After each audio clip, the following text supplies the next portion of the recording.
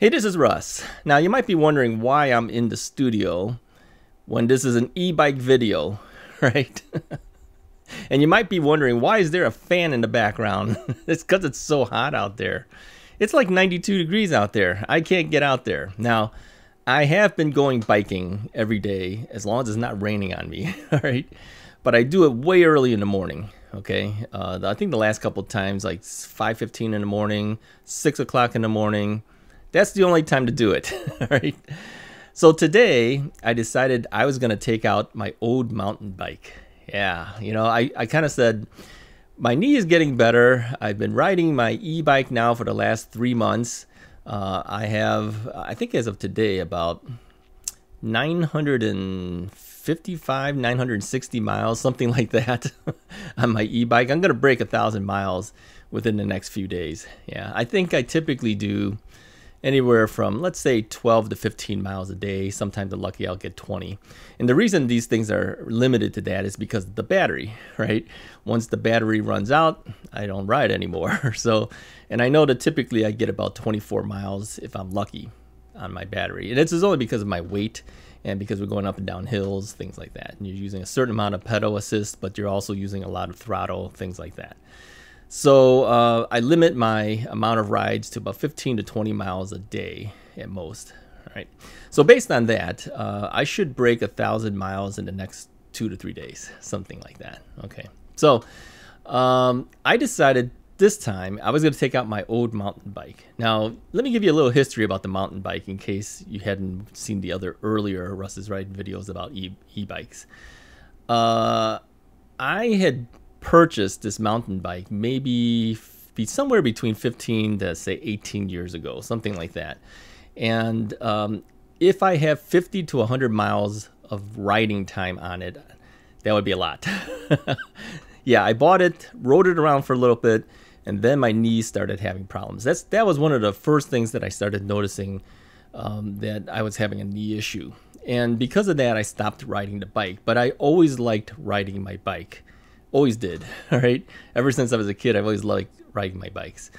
So I stopped riding the bike, and I had purchased this bike. It's a Giant bike. I think Giant is a fairly big brand now. It's made in Taiwan. It's I think it's Taiwan's largest bike company at this point. I saw a video of it recently. And maybe 15, 17 years ago, they were starting to make it into the U.S. market fairly well. So I went to a bike store, purchased this Giant mountain bike. It's got center pole brakes. What has it got? It's got 21 speeds on there. So there's 3 at the crankset, and then of course 7 at the rear derailleur. Anyways, I added a rear rack to it. I changed the seat, which has a broken spring on one side, still does. You can see in this picture I added a bag on the handlebar. It's just something I zip tied onto the handlebar. It's not on there now. I took it off, but I didn't get much use out of it, really. Then the knee started to go. So, you know, I had always said that I was going to go back out on the bike trail one day after my knee replacement was done, and I was able to do it, but I had to do it with an e-bike. So I've been riding the RadRover from Rad Power Bikes now for over 3 months now, I think, something like that. Just a tad over 3 months. And, you know, I've got, I don't know, from last looking at my speedometer, or odometer, I should say, about 960 miles, I think, right now. And so I'm used to this bike. Now, when I first got the e-bike, I was a little nervous about it because it's so heavy. It's taller than the other bike. The center of gravity is off. It's not the same as the old bike. And so getting on that big, heavy e-bike was a little scary. But I'm going to tell you right now, I'm more scared about the mountain bike than I am about my e-bike at this point, because I'm so used to the e-bike. Now, here, let me tell you a couple things that I've noticed when I got onto that mountain bike. All right. First thing I noticed, it's smaller. It seems really small. Now, this is not really small. This is sized specifically for my my height and inseam size. So I fit this bike perfectly, really. And but I believe the published weight of the bike was something like 33 pounds. So let's say the rear rack, which is aluminum, adds a pound. So let's say 34 pounds, okay? Now, the RadRover is 69 pounds, but I have a front basket, a rear rack, panniers that have tire fixing tools and a whole bunch of other tools and odds and ends that weigh about another 10 pounds or so. So let's say this bike is roughly, I don't know, let's say 85 pounds, okay? So it's a lot heavier than that giant mountain bike, right?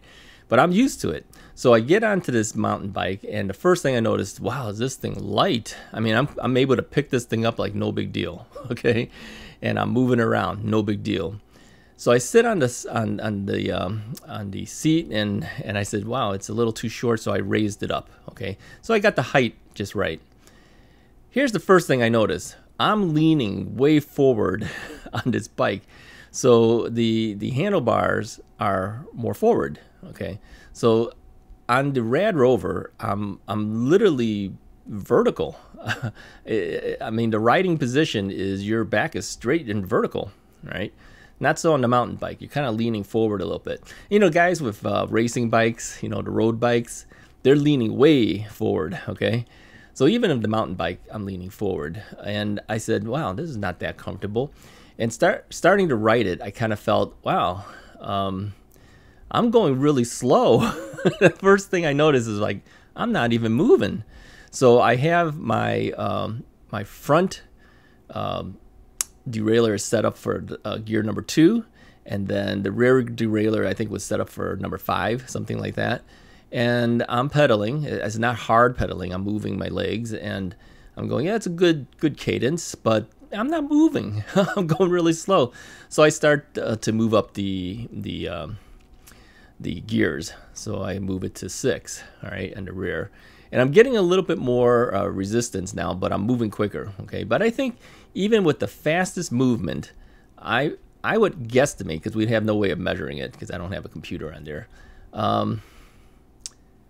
9 miles an hour, maybe? I wasn't moving. I felt like I was dragging. It was like it wasn't going anywhere. So I rode it around the block once, and I said, that's it. I'm not riding anymore. I'm done. Put it back in the garage, grabbed out the RadRover, and rode that. Now, here's why I wanted to ride the mountain bike, all right? I kind of figured I can't really take the RadRover to do errands. Like if I wanted to go to the grocery store on my own, because you know that my wife and I have been going to the grocery stores together. Okay, she'd ride her regular bike. She has a Trek mountain bike. It's kind of a hybrid bike, really. And then I have my e-bike, and she's pedaling really hard and tired out. You know, it's a 3 mile or so round trip. She comes back, she's tired out. Okay, and I'm not barely breaking a sweat. Right. So she's always mad at me when I mention that, because she says, you know, you make it sound like I'm not doing enough work, but she says she's going up and down small hills and stuff too, and just constantly pedaling. Yeah, I wouldn't make it. I would not even make it. I tell you, I would never be able to make it. I barely made it around the block without starting to break a sweat. So I don't have the leg strength. So yeah, I wanted to see if I take the mountain bike, maybe I can do some errands. I could maybe go to the grocery store on my own, chain it up with my really big heavy duty chain, all right? And then chances of someone stealing that bike is slimmer than someone trying to steal my my RadRover, okay? But yeah, it's not gonna happen. I can't ride this mountain bike. I pretty much determined I gotta sell this bike. Because it's gonna sit. I guarantee you I'm never gonna touch it. I'm never gonna touch it. So I don't think I can do errands on my own because I'm not taking the bike. Okay, maybe I should keep it and work on it, right? People say work on it until you can ride it. Yeah, well, I don't know. It's such a different ride. I mean, once I got off the bike, I put it in the garage, I pulled out the RadRover. I was doing 15 miles an hour or faster, maybe even. It just felt more natural to me. Here's a couple things I've noticed too.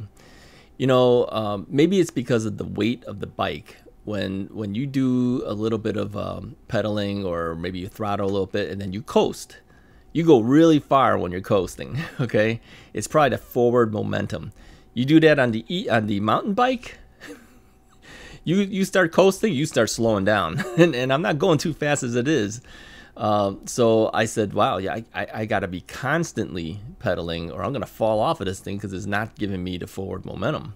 Okay. Here's the one good thing I noticed though with the mountain bike. I could maneuver that bike pretty easy. Remember I told you before, I can't make fast right turns. I can't make fast left turns. I got to do a wider swing because these big 4-inch tires and the goofy center of gravity is different on the e-bike.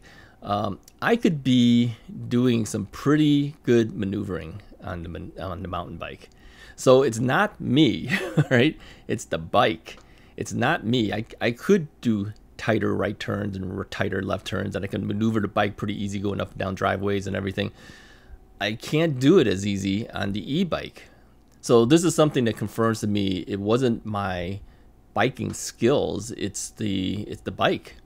It makes it harder to do stuff, right? And I told you the second time I fell is because I made a U-turn on the street. I could easily do that on the mountain bike. So I'm going to say if you're used to a mountain bike and you're moving off to an e-bike, there's some new skills you have to learn. It's a little bit different. It feels different, okay? And the same thing going in reverse. If you've been riding your e-bike for a while and you want to jump up on that mountain bike, it's different. It feels different, okay? It is not the same. Definitely not the same. And this giant bike is a pretty decent bike. It's not the most expensive bike. I don't know what these things would sell for today, but I think when I bought it 15, 18 years ago, something like that, they were maybe about $225, $250, something like that. Okay, so it's not the most expensive bike back then either, but figure out what the differential between 15, 16, 17 years ago, what say $250 was compared to today's dollars, right? I'll let you figure that out yourself. That's what this bike is. So, yeah, can't do it. I can't do it. Should I sell it?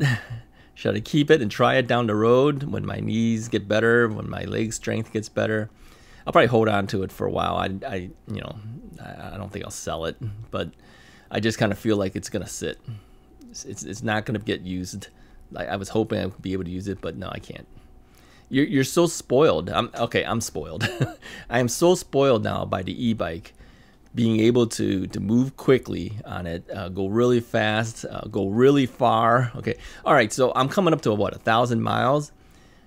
I would have to say, and I know the e-bike guys will be mad if they hear this, but I would say 1,000 miles on an e-bike might be the equivalent of maybe 200 miles on a regular bike.